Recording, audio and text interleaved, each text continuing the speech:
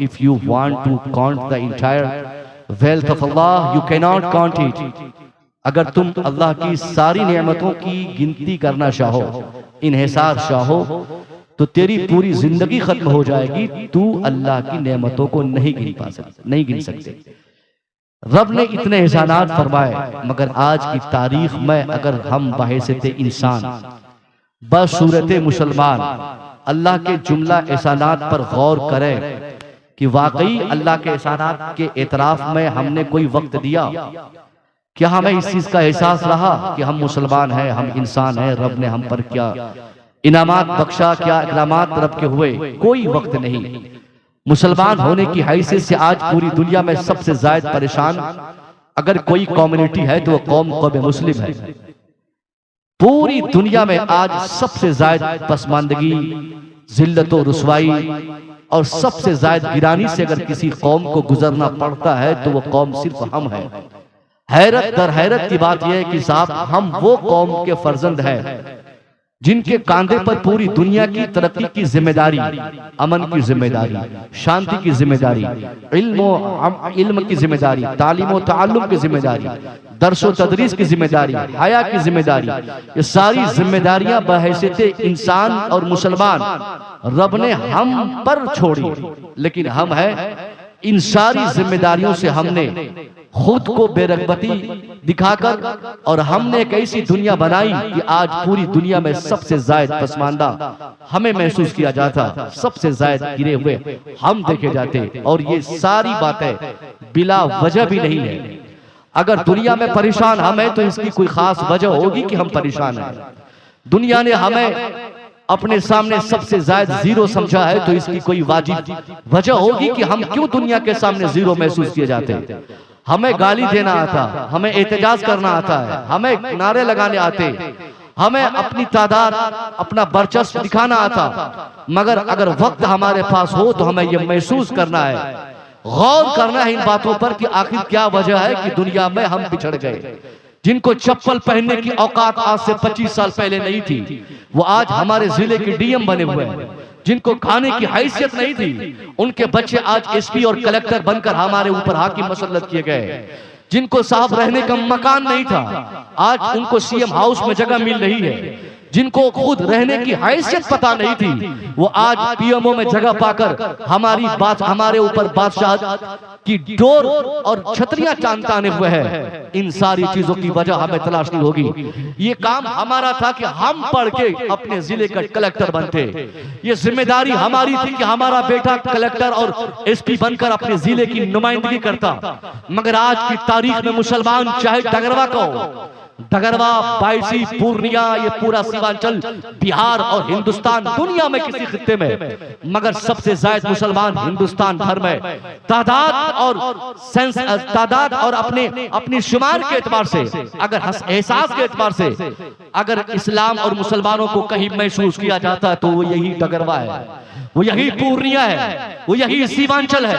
यहाँ कहा जाता है कि यहाँ पे मुसलमानों की तादाद हिंदुस्तान के दूसरे प्रांत के मुकाबले में ज्यादा है, यहाँ के मुसलमान ज्यादा है। मैं पूछना चाहता हूँ, मुसलमान अगर डगरवा में 80% है तो क्या किया आपने? पूर्णिया में 50% है तो क्या किया आपने? सीमांचल आपसे भर गया तो क्या किया है आपने?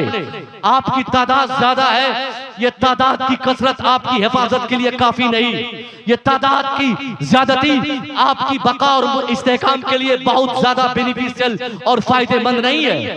तादाद इस्लाम की निगाहों में न कल काफी थी न आज है, न कयामत तक कभी इस्लाम और मुसलमान अपनी तादाद की बुनियाद पर दुनिया में कोई काम करना चाहेंगे। अगर इस्लाम की तारीख अगर हमें दिलचस्पी है, हमने पढ़ी है, तो हमें मालूम है इस्लाम के मानने वालों ने आज तक जितनी सारी कामयाबियां नसीब हुई, उन सारी कामयाबों का राज़ो रुमूज इस्लाम और मुसलमानों की तादाद नहीं थे, बल्कि सिर्फ और सिर्फ उसका राज ये था कि मुसलमानों की मुसलमानों के मजबूत ईमान और कामिल अकीदा, ये मुसलमानों की कामयाबी के लिए सबसे बड़ा राज था। मगर आज ये सीमांचल में रहने के बाद ये डगरवा के मुसलमान, ये पूर्णिया के मुसलमान किस चीज की तादाद की आप बात करते, किस चीज पर फख्र करते? तादाद है आपकी ज्यादा, मैं मानता हूं कि आपके बच्चे ज्यादा है। बैठिए, माशाअल्लाह। ये हमारी जमात के दो नामवर शायर महबूब जफर देहलवी दिल्ली से तशरीफ लाए, हबीबुल्लाह नूरी जिसमें अभी किसी साहब ने हबीबुल्लाह फैजी कहा था, ये दो अलग अलग वर्जन है, क्वालिटी एक ही है, अलग अलग नाम से कई कई मोबाइल है, सब में व्हाट्सएप है, सब में फेसबुक है, सब में अलग अलग, मगर थोड़ा सा फीचर इधर उधर होता है। कोई साहब ओप्पो हो गया, कोई पोपो हो गया, कोई आई क्या बोलते हैं नोकिया हो गया, कोई और हो गया।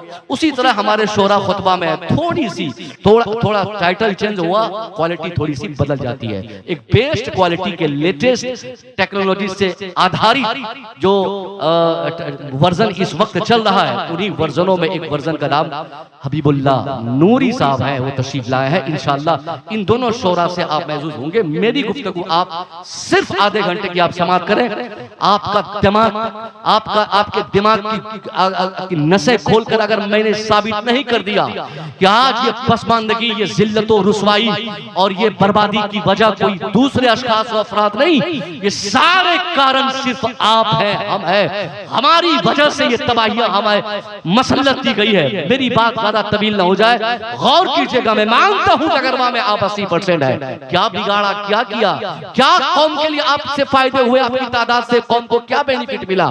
ये सीमांचल जिसको मुसलमानों का हौफ कहा जाता है, एक भी इतना बड़ा इदारा नहीं जिस इदारे की तरफ हम नजर उठाकर देखें तो ये कहें कि बिहार का सबसे बड़ा इदारा। मुसलमान 80% है, हमने क्या किया? हमारी तादाद सबसे ज्यादा, न कोई मेडिकल कॉलेज हमारा, न कोई साहब बहुत बड़ी यूनिवर्सिटी हमारी, न कोई इंजीनियरिंग कॉलेज हमारा। कॉलेज यूनिवर्सिटी ये छोड़ो साहब, हमने एक मदरसा भी कायदे का ऐसा नहीं बनाया जिस मदरसे की तरफ हमारी निगाह उठे और नाम जबान पे आते ही हम कह सके कि साहब हम उस सीमांचल के रहने वाले, जिस सीमांचल में मदरसा है तो एशिया का सबसे बड़ा, कॉलेज है तो एशिया का सबसे बड़ा, डिग्री कॉलेज है तो एशिया का सबसे बड़ा, मेडिकल कॉलेज है तो एशिया का सबसे बड़ा, यूनिवर्सिटी है तो एशिया की सबसे बड़ी। एक भी कॉलेज और यूनिवर्सिटी और मदरसा बड़े पैमाने पर भारत लेवल का छोड़ो, हमने बिहार लेवल का भी नहीं बनाया। तो फिर किस काम का 80% रह गए? सिर्फ हमने गोश्त का मजा लिया, सिर्फ हमने बिरयानी का मजा लिया, सिर्फ हमने मुहर्रम में ढोल का मजा लिया, सिर्फ हमने मज़ारात पर चादर चढ़ाने का मजा लिया, सिर्फ हमने खुराफात मचाकर अपनी तादाद का हमने मिसयूज करके सिर्फ हमने लोगों को दिखाया कि हमारी तादाद 80%, मगर हमारे कॉलेजेस नहीं, हमारी यूनिवर्सिटी नहीं, हमारे मेडिकल कॉलेजेस नहीं, हमारे मदारिस नहीं। आज भी इस सीमांचल के हर गांव के 80% बच्चे अगर तालीम पाते हैं, यूनिवर्सिटी की तालीम लेनी हो तो यूपी, मदरसे की तालीम लेनी हो तो उत्तर प्रदेश, मदरसे में पढ़ना हो तो उत्तर प्रदेश, मेडिकल करना हो तो उत्तर प्रदेश, इंजीनियर बनना हो तो साहब और ये उसको बिहार से बाहर जाना पड़ता। आज भी आप राजस्थान कोटा जाइए तो आपको बिहार और इस सीमांचल के बच्चे मिलेंगे। मर गई ताकतें, सल्ब हो गई, खाक में मिल गई हमारी सारी कुव्वतें। 80% मुसलमान हम यहाँ, मगर एक भी मेडिकल कॉलेज हमने अपने समाज के बच्चों के मुस्तकबिल को बनाने के लिए नहीं दिया। हमारी तादाद हजारों और लाखों की यहाँ पे हुई, हम इस्तेमाल किए गए। विधायक हमने चुना, एमपी हमने बनाया, मिनिस्टर हमने बनाया, सीएम के लिए दावेदारी करने वालों की सारी पॉलिटिक्स हमसे चली, हमने उसकी मदद की, हमारे ताउन से उनको कुर्सी मिली। मगर हमको क्या मिला? हमको मजदूरी मिली, हमको गुलामी मिली, हमको झंडा मिला, हमको दरी मिली, हमको नौकरी मिली, हमको खाक दिए गए और हम नौकरों की तरह इस्तेमाल किए गए, जिसके नतीजे में इस सीमांचल के मुसलमानों के बच्चे दिल्ली के मजदूर बन गए। इसी सीमांचल के बच्चे आज कलकत्ता के रिक्शा चालक बन गए। इसी सीमांचल के बच्चे आज हिंदुस्तान भर के मजदूर और गुलाम बन के कोई टॉयलेट साफ करते, कोई साफ भेड़ चराते, कोई बकरियां चराते, कोई ईंट ढोते, कोई सरिया तोड़ते, कोई मकान का काम करते। कहां गई हमारी तादाद की कुव्वत? कहां गए हमारे अफरादो अंजुमन की ताकत? एक भी कायदे का हमने अपनी जमात में, अपनी जमात की ताकत से एक आईएएस तैयार नहीं किया, हमने एक आईपीएस कौम को नहीं दिया, हमने एक कायदे का डॉक्टर नहीं दिया। तो अब खामोश रहकर आपको सुनना पड़ेगा। आपकी जमात का ये अदना संबोल भी अपने समाज के दर्द को आपके सामने लाकर बयान करना चाहता है। बहुत हो गई पॉलिटिक्स, बहुत इस्तेमाल किए गए, बड़े इस्तेसाल आपके हुए, आप बहुत यूज किए गए। अब भी आपके पास वक्त है, आप मजबूती चाहते हैं, अगर अपने समाज को अगर किसी मजबूत रास्ते पर लाकर दुनिया के सामने अपने वजूद की एक मिसाल देने की अगर आपको चाह है, तो इसके लिए आपको किसी पर भरोसा नहीं करना है। अरे कोई अंतरी मंतरी संतरी आपके मुस्तकबिल को बनाने का ज़मीन नहीं, ये सारी रिस्पॉन्सिबिलिटी आपकी है। कुरान ने क्या कहा, इन्नल्लाह ला युगय्यिरु मा बिक़ौमिन हत्ता युगय्यिरु मा बिअनफुसिहिम। अल्लाह does not change the condition of the nation until they change their own condition themselves।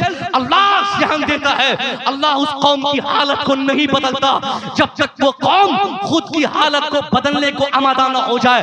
ये आमादगी अगर हमारे अंदर होगी तो ताउन अल्लाह की तरफ से होगी, ये मुआमलत अल्लाह की होगी, कोऑपरेट अल्लाह फरमाएगा। अगर हमने नीयत नहीं बदली, इरादा नहीं बदला, अगर हम खुद की तरक्की के लिए रास्ते नहीं अख्तियार किए, 10 साल की बात आपको बताता हूं, आने वाले 10 साल में आप वीडियो रिकॉर्डिंग आप महफूज रखिएगा। 10 साल के अंदर टकरवा सिर्फ नाम के मुसलमानों का रहेगा, ये बायसी नाम के मुसलमानों का रहेगा, ये पूर्णिया नाम के मुसलमानों के रहेंगे, ये सीमांचल नाम के मुसलमानों के रहेंगे, ये बिहार में सिर्फ नाम चलेगा। हुकूमत मुकम्मल किसी और की होगी, दस्तखत किसी और का होगा, कब्जा किसी और का होगा, सियासत के बागडोर किसी और के हाथ में होंगे। अगर हमें तब्दीली चाहिए तो हमें अपनी औलाद की तालीम के बंदोबस्त करने पड़ेंगे, हमें अपने बच्चों को पढ़ाना पड़ेगा। ये मवेशी मार्केट नजदीक है, मवेशी मार्केट चाहे मंगलवार को लगे, बुधवार को लगे या किसी वार को लगे, आप जाकर देखिए, किसी कौम के बच्चे किसी माल को बेचने के लिए नहीं आएंगे। गौरू चलाने वाला हमारे बच्चे, भैंस चलाने वाले हमारे बच्चे, बकरी चलाने वाले हमारे बच्चे, मजदूरी करने वाले हमारे बच्चे, नशा करने वाले हमारे बच्चे, शैंपिंग पीने वाले हमारे बच्चे, अय्याशी करने वाले हमारे बच्चे। फिर हम किस बात की खैर की तमन्ना करते हैं? साहब बर्बाद हो गए। सीमांचल ट्रेन हर रात 10 बजे गुजरती है पूर्णिया से, आप जाके चेक कीजिए, 80% बच्चे इसी डगरवा, पूर्णिया और कटिहार और क्या अतराफ के बच्चे मजदूरी करने दिल्ली जाते हैं। क्यों आपने समाज को मजदूरों का समाज बनाया? ये ना तो कोई नीतीश कुमार, ना तो कोई हाकिम, ना तो कोई सिपाही, ना कोई पुलिस, ना कोई मिनिस्टर, ना कोई विधायक, कोई आपको तब्दीली के राह में नहीं ला सकते। ये तब्दीली के लिए आपको कोशिश करनी होगी और खुद अपनी औलाद की तालीम और ताल्लुम के लिए आपको आमादा होकर काम करना होगा और अपने बच्चे के सामने आपको ये पोजीशन लानी होगी। बेटा तू दिल्ली अभी मत जा, तू अभी माल मवेशी मत बेच, बेटा तू मजदूरी मत कर, बेटा 10 साल तालीम हासिल कर ले, 10 साल कायदे से पढ़ाई कर ले। मैं दावे से कह सकता हूँ, ये डगरवा के मुसलमान, ये चौनी के मुसलमान, ये पूर्णिया के मुसलमान, ये सीमांचल के मुसलमान, ये कायनात के मुसलमान 10 साल अगर पूरी कोशिश से अपने बच्चों की तालीम के ऊपर अगर आपने तवज्जो दी, उनको चाहे मैट्रिक में पढ़ाना हो, उनको चाहे इंटर कॉलेज में पढ़ाना हो, उनको चाहे मेडिकल कॉलेज में पढ़ाना हो, उनको चाहे डिग्री कॉलेज में पढ़ाना हो, उनको चाहे किसी मदरसे में पढ़ाना हो, जहां पढ़ाना हो आप पढ़ाएं, कायदे से 10 साल आप पढ़ाएं। जमीन बेच दे, मकान बेच दे, खेत बेच दे, प्रॉपर्टी बेच दे, सारी कुव्वतों को आप इस्तेमाल में लाकर अपने बच्चों को 10 साल के लिए आप पढ़ा दें। और ये कान में आप ढक्कन लगा ले, रुई कोच ले। अगर कोई बोलता है बिहार हमारा है, बोलिए लो बिहार तेरा। कोई कहता है साहब बंगाल हमारा, बोलिए लो बंगाल भी तेरा। कोई बोले कि अब दिल्ली 10 दिन से हमारी हो गई, कह लो 10 दिन से तेरी हो गई, 10 साल के लिए तू ले ले। कोई बोले गुजरात हमारा, हम कह ले गुजरात तेरा। कोई कहता है कचहरी हमारी, कोई कहता है दीवान हमारे, कोई कहता है एसपी हमारा, कोई कहता है मिनिस्टर हमारे, कोई कहता है पीएम हमारा, कोई कहता है साहब फलाने साहब हमारे। जो जो बोलता है उनको बोलने दिया जाए, आपको उनकी बातों पे कान धरने की कतन हाजत नहीं। आप आंख बंद करके सारी कुव्वतों को इस्तेमाल में लाकर अपने बच्चों को पढ़ाना है। सारी मजबूरियां सहनी है, भूखे प्यासे रहकर मजदूरी करके भी अपने बच्चों को मजदूरी करने से रोकना है और उसको तालीम की तरफ रागिब करके उसको बेहतरीन तालीम याफ्ता बनाने की अगर आपने 10 साल के लिए कोशिशें कर दी, मैं कसम खा के कह सकता हूं 10 साल के अंदर अंदर ऐसी गैर मामूली तब्दीली आएगी। ये डगरवा जिंदा रहेगा, ये पूर्णिया सलामत रहेगा, ये बिहार बाकी रहेगा, ये बंगाल हमेशा रहेगा, ये भारत हमेशा रहेगा, गुजरात भी रहेगा, उत्तर प्रदेश भी रहेगा, कर्नाटक भी रहेगा, ये सारे दीवान रहेंगे, ये कचहरियां रहेंगी, ये सारे कलेक्टरेट रहेंगे, ये ब्लॉक की ऑफिस रहेगी, ये कलेक्टर ऑफिस रहेंगे, ये डिस्ट्रिक्ट लेवल के सारे ऑफिस रहेंगे। मगर ये सारे मकानात, सारी कचहरियां, सारे दीवान, सारी ऑफिसेस रहेंगी। मगर अगर आपने 10 साल कायदे से अपने बच्चों को पढ़ा दिया तो मैं दावे से कह सकता हूं ये वो लोग जो आज अपनी कुर्सी पर भाव खाकर आपको आंखें दिखाकर कहते हैं बंगाल हमारा, बिहार हमारा, यूपी हमारा, दिल्ली हमारी, गुजरात हमारा, कर्नाटक हमारा, ये लोग अगर जिंदा रहे तो ये लोग खुद देखेंगे।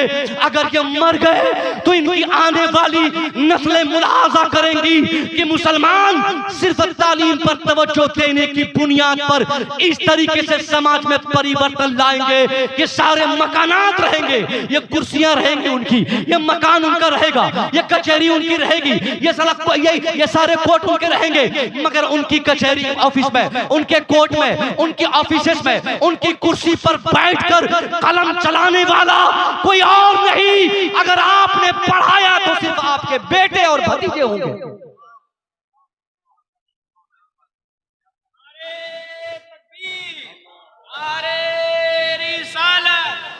ज़मीने डगरवा मौलाना मुसव्विर रजा साहब, वाह सुभान अल्लाह सुभान अल्लाह। आपको तालीम पर तवज्जो देनी है, आपने तालीम पर तवज्जो नहीं दी। जो डमरू वाला आया आप उसके तबले की आवाज सुनकर उसके हो गए, गुलामी के लिए तैयार रहे। गुलाम है, गुलाम, सियासी तौर पे भी आप गुलाम हैं, फिक्री एतबार से भी आप गुलाम हैं। आपकी हैसियत हिंदुस्तानी पॉलिटिक्स में एक नौकर से जायद की नहीं। किसी में वो जुर्रत नहीं कि आपके हक की बात करे। आपके औकाफ की जमीनें छीनी जा रही है, आपकी शनाख्त मिटाने की रात दिन कोशिशें हो रही है। आपको मिटाने के लिए लोग 100 से ज्यादा तरीके चला चुके, मगर न कोई फिक्र है आपके पास, न विजन है, न कोई प्लानिंग है, न कोई इंटेंशन है, न कोई तहरीक है, न कोई मूवमेंट है, कुछ भी आपके पास सिवाय इसके नहीं है कि साहब फलाने साहब जिंदाबाद, वो हमारे हैं। अरे आपके हैं तो कहां दिखते हैं? आपके कोई नहीं है। जमीन पर काम करने वाला सिर्फ आप तन्हा है। आपको अगर इससे बचना है तो सबसे पहले और सबसे ज्यादा तालीम से आपको दिलचस्पी रखनी होगी। ये छोटे छोटे बच्चे हमारे, ये नौजवान तबके, मैं 1 साल हो गए मुझे हिंदुस्तान के तकरीबन 100 से ज्यादा जलसों से मैंने सिर्फ एजुकेशन पर प्रेशर डालकर मुसलमानों को एजुकेशन की रगबत दिलाने के लिए मैंने कोशिशें की अपने खिताब से। कुछ तो सुधार हो। आपके सुधार के लिए तालीम ये बहुत बड़ा हथियार और बहुत बड़ा वेपन है, मगर आपने इस वेपन के इस्तेमाल से एराज किया। आपको इससे दिलचस्पी नहीं हुई कि आपको पढ़ाना है। आपने दिमाग में बिठा लिया कि हम किसान, मेरा बेटा IAS कैसे बनेगा, हम मजदूर, तो हट मौलाना साहब, मजदूर आदमी हमें भला डॉक्टर बना सकते अपने बैठा गया। अरे ये गंदी सोच, ये फिक्र गंदी आपके दिमाग में। कौन बेवकूफ आपको बता दिया कि किसान का बेटा IAS नहीं बन सकता? किसने कहा कि मजदूर अपने बच्चे को डॉक्टर नहीं बना सकते? आपकी नीयत खराब हो गई, आप मिसगाइडेड हो गए, आपको गुमराह किया गया है। आप 100% अपनी तब्दीली के लिए आप किसान हैं तो क्या हुआ? आप ईमानदारी से किसानी करें और आप कायदे से दिलचस्पी से आप अपने बच्चे को पढ़ाएं, आपका बच्चा आपके जिले का DM बन के दिखाएगा। मगर आपने ऐसी कोशिश नहीं की, बस ये फिक्र आपको डाल दी जाती है। मैं उम्मीद करूंगा कि अब आप पढ़ाई पे तवज्जो दें, अब अपने बच्चों के मुस्तकबिल को खराब ना करें। इसके भविष्य को आपने मजदूर बनाकर तबाह कर दिया। मेरी बातों का सेंस ये नहीं कि पैकारी करना गलत है, मैं ये नहीं कहना चाहता कि किसानी गलत है। मेरी बातों का मतलब ये नहीं कि मजदूरी गलत है, मगर आपने गलत वक्त तो गलत टाइम पर आपने अपने बच्चे को से मजदूरी करवाई है। 25 साल के बच्चे मजदूरी करेंगे? 25 साल के बच्चे को किसी कॉलेज का टॉपर स्टूडेंट बनना था। ये 30 साल के बच्चे जिनको डिग्री कॉलेज का हाई फाई स्टूडेंट होना था, मगर आपने 30 साल की उम्र में इसको राजमिस्त्री बनाकर दिल्ली भेज दिया। बोलिए कि नहीं है कि नहीं है? तो एक राजमिस्त्री से आप क्या एक्सपेक्टेशन करेंगे?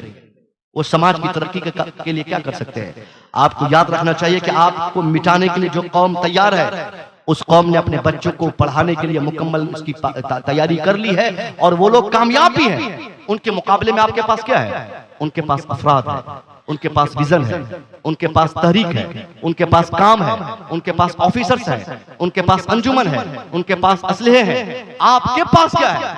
न तहरीक है, न तालीम है, न तदरीस है, न काम है, कुछ भी नहीं है सिवाय इसके कि आपका बेटा दिल्ली का फोरमैन और कलकत्ता का चेयरमैन है।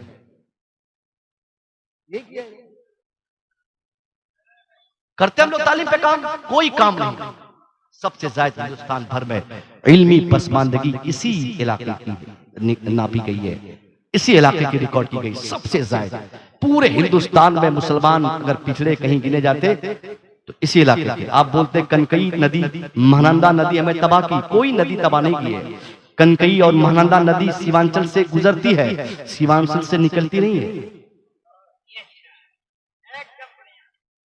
समझ गए? यहां से गुजरती है, यहां से निकलती नहीं है। अगर ये कनकई और महानंदा या कोई दूसरी नदी अगर तबाही और बर्बादी के लिए जिम्मेदार मानी जाती, ये सारी नदियां, तो जहां से निकलती हैं वो सब लोग तबाह बर्बाद होते चले जाते हैं।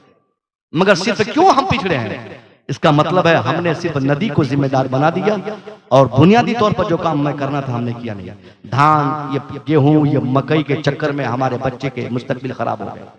अभी मैट्रिक का एग्जाम हो रहा है ना, पिछले बार के मैट्रिक के एग्जाम का अगर रिजल्ट मैं पूछना चाहूँ आपसे, 2024 के मैट्रिक में पूरे बिहार के 10 अगर टॉपर्स हुए, मैं ये चैलेंज हर जगह करता हूँ, 10 टॉपर्स अगर पूरे बिहार में 10 टॉपर्स बच्चों की फेरिस्त बनाइए, तो उन 10 में से आप में से बैठे हुए कोई एक शख्स ऐसा बताए जिनके बच्चे या जिनके रिश्तेदार के बच्चे हैं।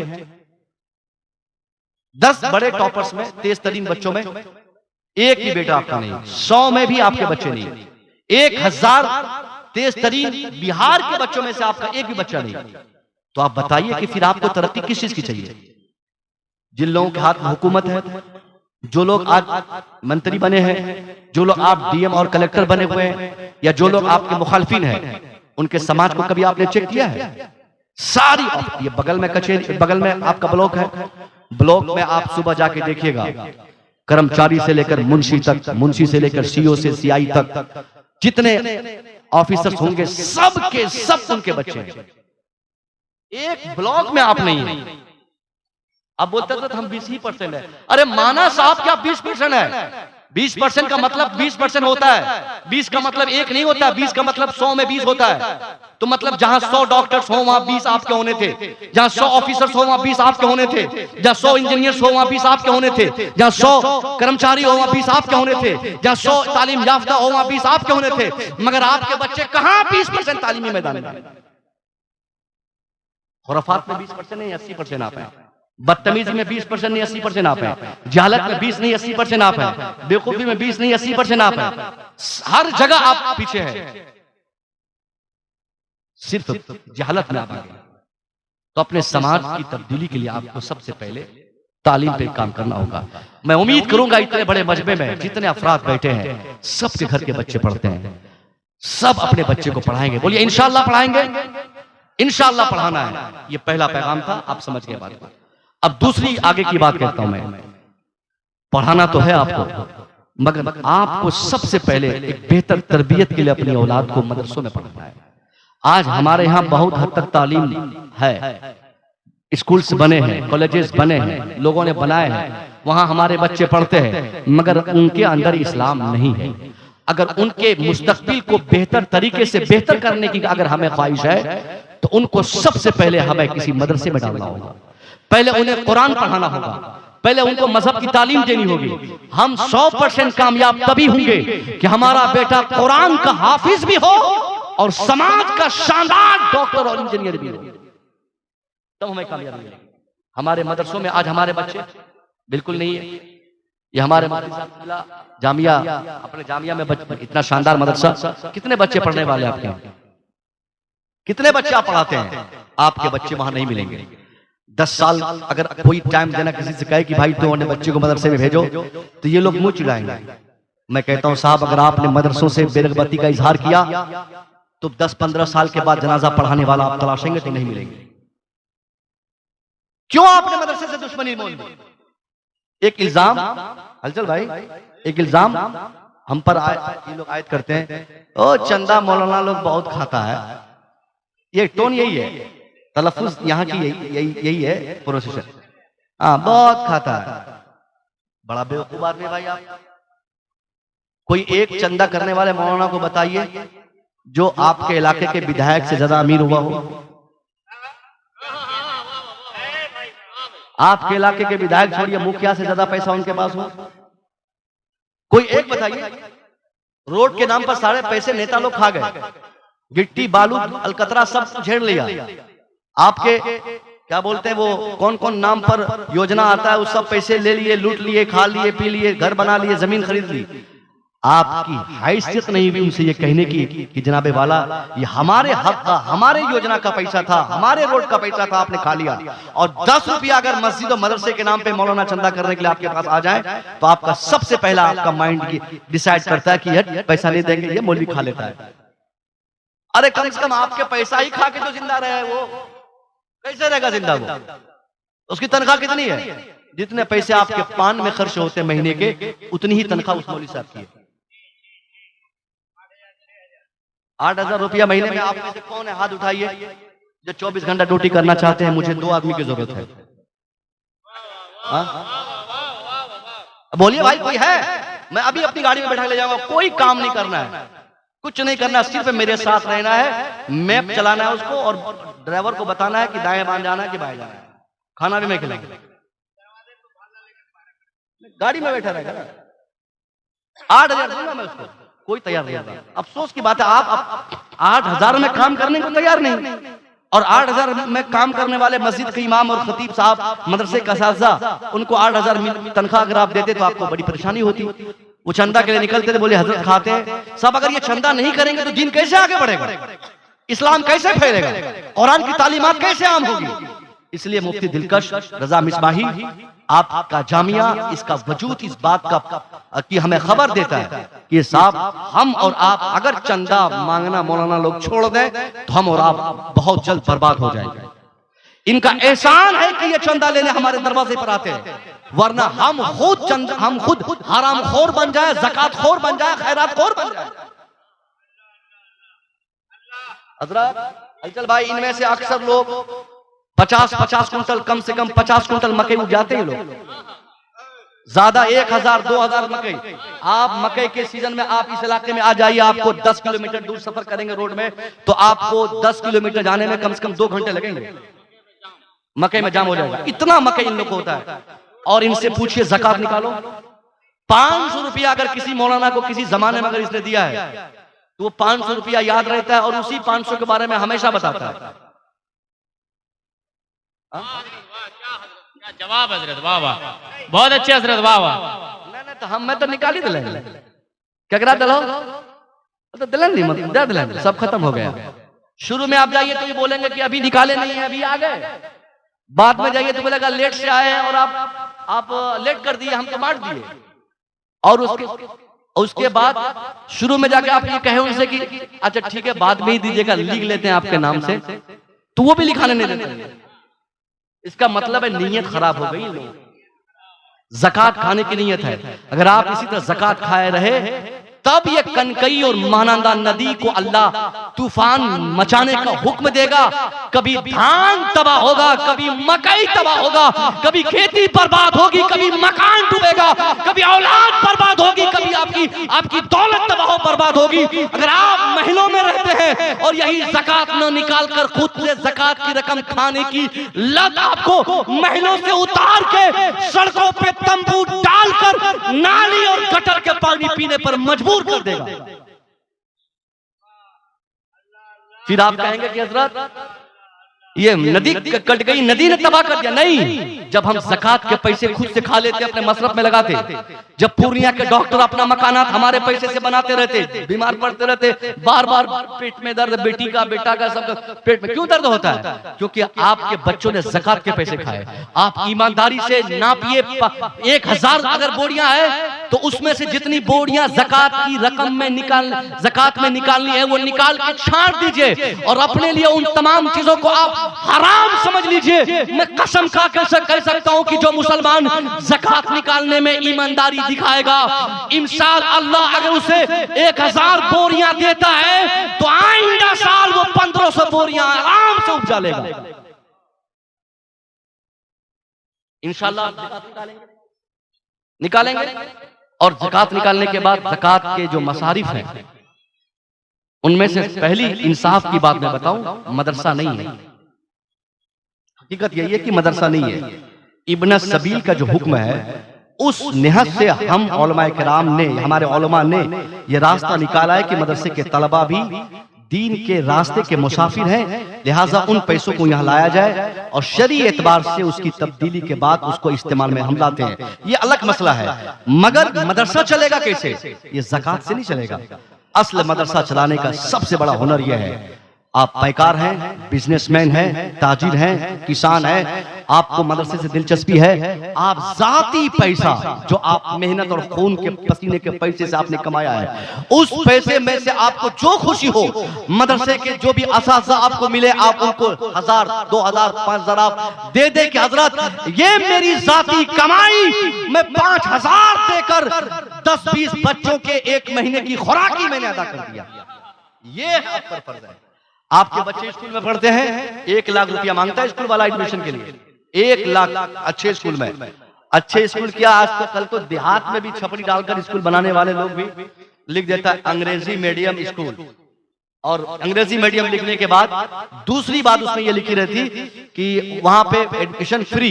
जब आप जाइएगा एडमिशन कराने के लिए तो सबसे पहले 15,000 रुपया मांगेगा, उसके बाद फिर किताब का पैसा, फिर ड्रेस का पैसा, फिर टोपी का पैसा, और वो आपको खाना नहीं खिलाएगा, वो आपको आपके बच्चों की रिहाइश का इंतजाम नहीं करेगा। सुबह 9 से 4 तक या 2 तक आपके बच्चों को रखेगा, उसमें कम से कम 1500, 2000, 3000, 4000 रुपया पर मंथ आपको पे करने होंगे। हैरत की बात है कि स्कूल चलाने वाला 1500 रुपया लेकर स्कूल चलाने की कोशिश करता है, अब बगैर खुराकी के ये पैसा लेता है, फिर भी वो तरक्की नहीं कर पाता। मगर ये मदरसा जहां पर बच्चे पढ़ते भी हैं, बच्चे खाते भी हैं, इनका इलाज भी होता है, इनकी किताब भी मदरसों से दी जाती है, और आप हैं कि आप बोलते हैं कि चंदा के लगे क्या करता है मौलाना? हवा पिएगा? मदरसे के बच्चे हवा पी के रहेंगे? आप अगर मेहनत नहीं करेंगे तो मदरसा उजड़ जाएगा, और मदरसा उजड़ेगा तो आप उजड़ जाएंगे। इसलिए मदरसे की बका के लिए जरूरत इस बात की है कि आप मदरसे पे तवज्जो दें। स्कूल इतना महंगा हो गया, मेरा बेटा जिस स्कूल में पढ़ता है मास्टर साहब ने फोन किया मुझे कि हजरत, मैंने आपको कहा भी था अफजल भाई, 5000 रुपया मांगा मुझसे किताब के नाम पे, सालाना बुक चेंजिंग जो होती है 5000।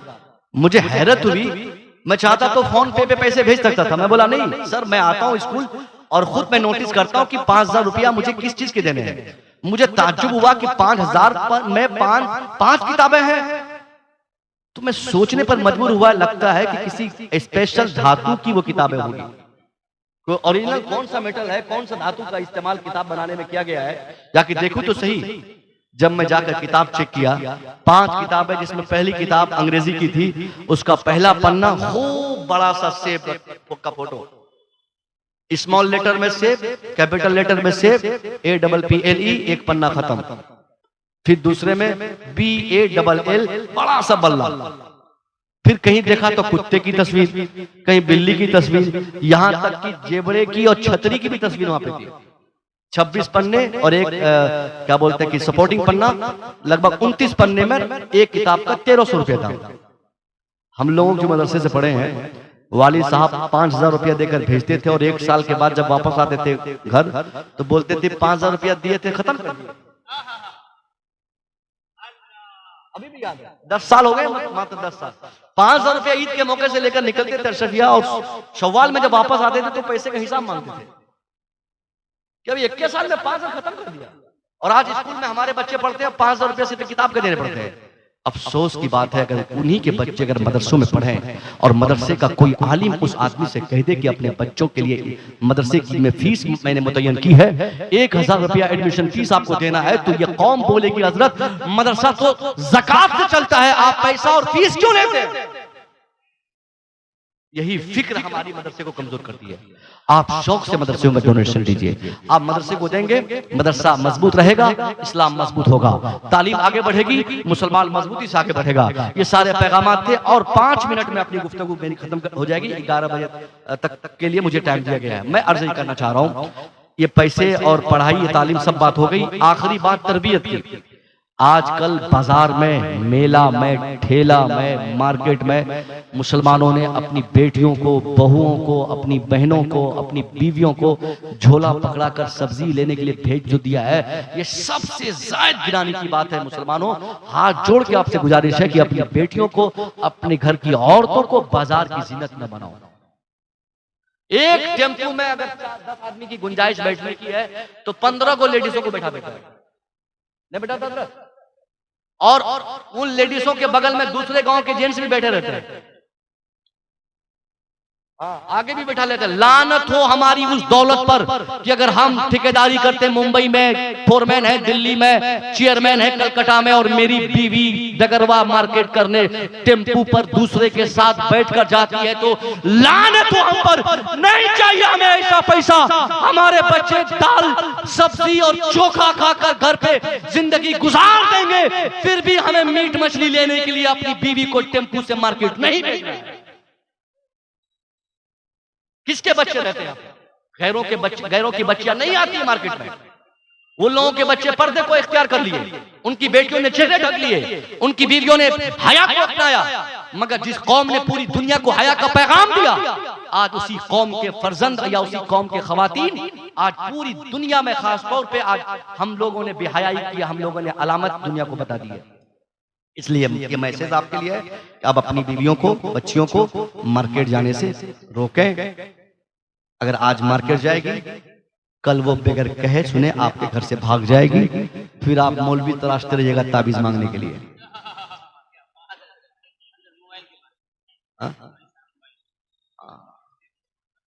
समझ रहे हैं? फिर मौलवी साहब से कहिएगा कि हजरत ये दिमाग जो है हमारी बेटी का ना 1-2 महीना से कोई घुमा दिया है, यही जुमला रहता है। अब हम लोग भी समझ नहीं पाते कि किसी किताब में तो ऐसा लिखा ही नहीं है कि जब दिमाग कोई घुमा दे तो हम लोग उसको सीधा कैसे करें। ये दवाई मांगते हैं लोग। हाँ, ये दवाई या इसकी ताबीज क्या कहां से लाए? अरे साहब, दिमाग घुमाने के लिए कोई ताबीज नहीं होती है। अगर किसी के घुमे हुए दिमाग को जगह पे लाया जाता ताबीज के जरिए, तो 3 लोगों को हिंदुस्तान भर में हम लोगों ने कई सालों से नोटिस किया है। उन तीनों का दिमाग हम लोग भी घुमा देते और सही जगह पे ले आते। 3 को है नहीं, इन तीनों को ताबीज के जरिए सही जगह पे लेके आ जाते हैं। इसका मतलब है आज ये लोग हमारी जगह पे नहीं आ पाते, दिमाग इनका ठंडा नहीं हो पाता। मतलब ये है कि ताबीज से दिमाग को सीधा नहीं किया जाता। दिमाग सीधा करने के लिए सिर्फ आपके दिमाग को सीधा करना होगा। आप जिस दिन सीधे हो गए, आपके बच्चों का दिमाग कभी नहीं घूमेगा। आप सीधा हो जाएं, अपने बच्चों की तरबियत पर तवज्जो दें, उनके मोबाइल की दुनिया, उनकी आजादी की दुनिया, उनको घूमने की आजादी की दुनिया, इन सब चीजों पे आप कंट्रोल करें। 100% मैं गारंटी से कह सकता हूं, आपके बच्चों की तरबियत वहीं से शुरू हो जाएगी। हर घर की बेटी के पास मोबाइल रहता है, घास कटनी के पास मोबाइल, बोड़ा में घास लेके कचिया ऊपर लगा हुआ है, कमर में मोबाइल खोसी हुई है। ला हौल वला कुव्वत। अब तक तो हजरत हम लोग यही बोलते थे कि कॉलेज की बच्चियां अपने पर्स में मोबाइल छुपा के ले जाती हैं, हम लोग पीटते भी थे। लेकिन अब तो देखा गया है, सुना गया कि अब घास कटनी भी मोबाइल लेके जा रही है। मैं पूछता हूं आपसे कि घास कटनी मोबाइल लेकर क्या करेगी? बकरी से वो पूछेगी कि हरी वाली चाहिए कि पीली वाली चाहिए। आप बाप हैं, अंधे हो गए आप। आपको बेटी से कचिया लेकर उसी कचिया से पैर काट लेना चाहिए कि बदतमीज, ये तू घास काटने जा रही है मकई के हाल में और तू मोबाइल साथ में क्यों ले जा रही है? आज आपने उसको मना नहीं किया, आज घास काटने गई है, कल आपके समाज की इज्जत काटेगी, फिर आपकी नाक काट कर वो भाग जाएगी।